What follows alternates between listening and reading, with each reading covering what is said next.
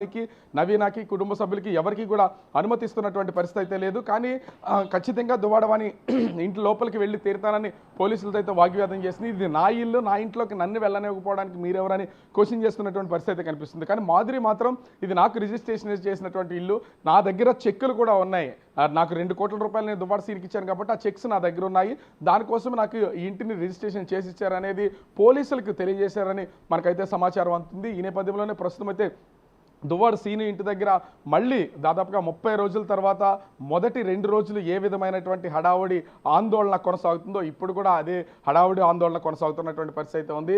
ఈ రోజు మాత్రం ఎట్టి పరిస్థితుల్లో తలుపులు పగలగొట్టైనా సరే దువ్వాడ వాణి కూతురు అదే నవీన వీళ్ళైతే ఖచ్చితంగా ఇంటి లోపలికి వెళ్తాం, అసలు మాధురి ఎవరు ఇంటి లోపలికి రావడానికి, ఇంటి లోపల మాధురి ఏం చేస్తుంది, ఆమెకి సంబంధం ఏంటి, ఈ ఇంటికి మాధురికి సంబంధం ఏంటి, దువ్వాడ సీనుకి మాధురికి సంబంధం ఏంటని దువ్వాడ వాణి అయితే ప్రశ్నిస్తున్నటువంటి పరిస్థితి అయితే మనకు కనిపిస్తుంది. 30 రోజుల నుంచి ఈ ఎపిసోడ్ జరుగుతున్నా కూడా ఇప్పటి వరకు మీడియా ముఖంగానే దీన్ని బయటకైతే కొన్ని వ్యాఖ్యలు చేసినటువంటి దువ్వాడ సీను దీన్ని పరిష్కారం దిశగా ఇప్పటి వరకు నేను దీన్ని పరిష్కారం చేసుకుంటాను అని ఎక్కడా కూడా ప్రకటన చేసినటువంటి పరిస్థితి లేదు. దువ్వాడ శ్రీని తరఫున తన తమ్ముడు దువ్వాడ శ్రీధర్ న్యాయవాది తన మాత్రమే బయటకు వచ్చి చర్చలు జరిపినా కూడా తనతో మాట్లాడినా కూడా చేసినటువంటి పరిస్థితి ఉంది. ఈ నెల రోజుల్లో కూడా దువ్వాడ శ్రీను, దువ్వాడ వాణి, అదేవిధంగా మాధురి అటు మీడియా ముఖంగా తెలియని వారంటూ లేకుండా ఉన్నటువంటి పరిస్థితి అయితే ఉంది. అంతగా బయట ఒక పబ్లిసిటీ అనేది పీక్ వెళ్ళినటువంటి నేపథ్యంలో ఈ వివాదానికి సంబంధించి ఎంతో ఇంట్రెస్టింగ్ అనేది తెర మీదకి వచ్చినటువంటి పరిస్థితి కనిపిస్తుంది. అయితే కొంతవరకు సర్దు మణిగింది అనుకున్నటువంటి సమయంలోనే మధ్యలో ఆ దువ్వాడ సీను మాధురితో మాట్లాడినటువంటి ఆడియో అంటే ఫోన్ కాల్ రికార్డింగ్ బయటకు రావడం, తర్వాత మళ్ళీ ఇది చర్చకి దారి తీసినటువంటి నేపథ్యం కనిపిస్తుంది. ఇది జరిగి దాదాపుగా వారం రోజులైతే నడుస్తున్నటువంటి నేపథ్యంలో ఈ రోజు 30వ రోజు మళ్ళీ దువ్వాడ వాణి అదేవిధంగా నవీన ఇద్దరు కూడా ఇంటి లోపలికి వెళ్ళడానికి తన తల్లిదండ్రులు బంధువులతో సమాయత్తమై లోపలికి వెళ్ళడానికి అయితే ప్రయత్నం చేశారు. దువ్వాడ శ్రీను కూడా అంటే 2 డోర్లు మేజర్గా ఆ ఇంటి లోపలికి వెళ్ళాలంటే 3 ప్రధానమైనటువంటి డోర్లు ఉన్నాయి. అది ఫ్రంట్ నేషనల్ హైవే వైపు ఒకటి, ఇంటి బ్యాక్ సైడ్ ఒకటి, అదేవిధంగా ఆ ఇంటికి లెఫ్ట్ సైడ్ ఒకటి, మొత్తం 3 ప్రధానమైనటువంటి డోర్లు ఉన్నాయి. ఆ డోర్లకు సంబంధించి కూడా మొత్తం 3 భాగాలుగా అతను పైకి కనిపించే డోర్తో పాటుగా ఇన్నర్ డోర్స్ని కూడా సెట్ చేయడంతో పాటు ఆ గోడకి ఐరన్ రాడ్స్ని లోపల నుంచి వీళ్ళు ఓపెన్ చేస్తే తప్ప బయట నుంచి లోపల ఎవరికి వెళ్ళడానికి వీలు లేకుండా ఉండేలాగా పకడ్బందీగా ఇప్పటికైతే ప్లాన్ చేశారు. ఒకవేళ డోర్లు పగలగొట్టినా కూడా లోపల ఉన్నటువంటి ఐరన్ రాడ్స్ని ఆ సిమెంట్తో సహా వాటిని పగిలిస్తే తప్ప లోపలికి వెళ్ళే అవకాశం అయితే లేదు. కానీ ఖచ్చితంగా డోర్లు పగలగొట్టుకునైనా సరే మాకు హక్కు ఉంది, ఈ హక్కు ప్రకారం మేము ఇంటి లోపలికి వెళ్తామని దువ్వాడ అని చెప్తున్నటువంటి పరిస్థితి కనిపిస్తుంది. ఇప్పుడు ఈ వివాదం ఇప్పటి వరకు దువ్వాడ సీను, దువ్వాడ వాణిల మధ్యన ఆస్తి పంపకాలు కానీ, గ్రనైట్ క్వారీ కానీ, అదేవిధంగా టెక్కెల్లో ఉన్నటువంటి ఇంటి విషయం కానీ, పిల్లల పెళ్ళిళ్ళు చదువుల విషయం కానీ ఇది ఒక వివాదంగా జరిగినటువంటి పరిస్థితి అయితే ఉంది.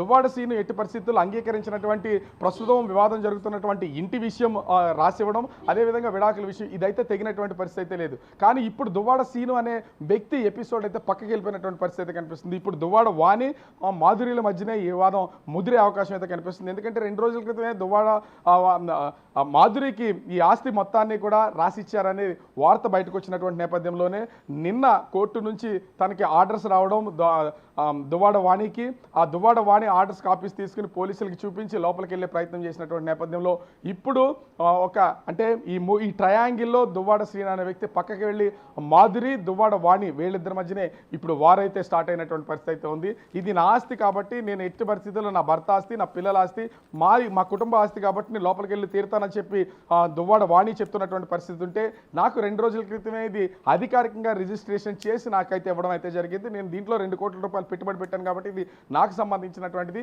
దీనికి సంబంధించినటువంటి పత్రాలు నాకు ఉన్నాయని మాధురి పోలీసులకు చెప్పినటువంటి పరిస్థితి అయితే ఉంది. ఇలా ఇప్పుడు దువ్వాడ శ్రీనుని పక్కన పెట్టి దువ్వాడ వాణి మాధురుల మధ్యన అయితే ఈ వారు ప్రారంభమైనటువంటి పరిస్థితి ఉంది. దీనికి మరి ఎండ్ ఎక్కడ ఉంటుంది, ఫుల్ స్టాప్ పడుతుందా లేదా, దువ్వాడ శ్రీను ఏ విధంగా మాట్లాడతాడు, ఇప్పటికే మాధురికి రిజిస్ట్రేషన్ చేశారన్న వార్తలు బయటకు వచ్చినటువంటి నేపథ్యంలో కోర్టు ఇచ్చినటువంటి తీర్పుని గౌరవించి దీన్ని ఏమైనా సెటిల్ చేసుకుంటారా లేకపోతే ఈ వివాదాన్ని ముందుకు కొనసాగిస్తారా అనేది తెలియాల్సినటువంటి పరిస్థితి కనిపిస్తుంది. రత్న రైట్ రాజు, అయితే ఇన్ని రోజులు వాణిని తన పిల్లలిద్దరిని కూడా బయట ఉంచిన దువ్వాడ శ్రీను ఇప్పుడు మాధురికి మాత్రం ఇంట్లోకి ఎంట్రీ ఇచ్చారు.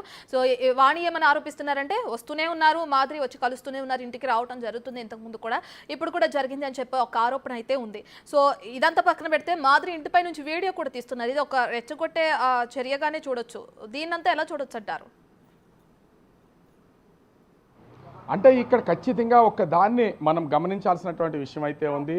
ఎందుకంటే దువ్వాడ వాణి, అదేవిధంగా ఆ నవీన కుటుంబ సభ్యులు, బంధుగణం మొత్తం అందరూ కూడా ప్రస్తుతం గత 30 రోజుల నుంచి అదే ఇంటి దగ్గర ఆందోళన చేస్తున్నారు. ఒక రాత్రి సమయంలో అంటే అంతా స్తబ్దతగా ఉండి ఎవరు కనిపించినటువంటి సమయంలో, అందరూ నిద్రపోతున్నటువంటి సమయంలో మధ్యలో కూడా దువ్వాడ వాణి, దువ్వాడ శ్రీ నవీన అందరూ వాళ్ళ ఇంటి బ్యాక్ సైడ్ నిద్రిస్తున్నటువంటి సమయంలో దువ్వాడ సీని ఇంట్లోకి మాధురి ప్రవేశించింది.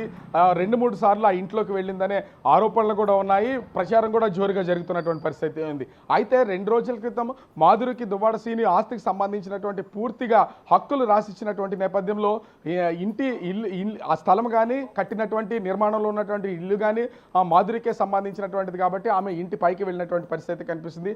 ఇక్కడ 2 కోణాల్లోనూ ఆలోచించాలి. ఒకటి దువ్వాడ వాణిని, నవీనాని, కుటుంబ సభ్యులందరినీ కూడా రెచ్చగొట్టడానికి వీడియో తీసి ఉండొచ్చు. అదేవిధంగా నా ఇంటి పైన, అంటే నాకు రాసిచ్చినటువంటి ఇంటి పైన, నా ఆస్తి పైన దాడి చేస్తున్నారు అని ఒక ఆధారాలను కూడా తను ముందుగానే ప్రిపేర్ చేసుకోవడానికి కూడా వీడియో తీసే అవకాశం అయితే కనిపిస్తుంది.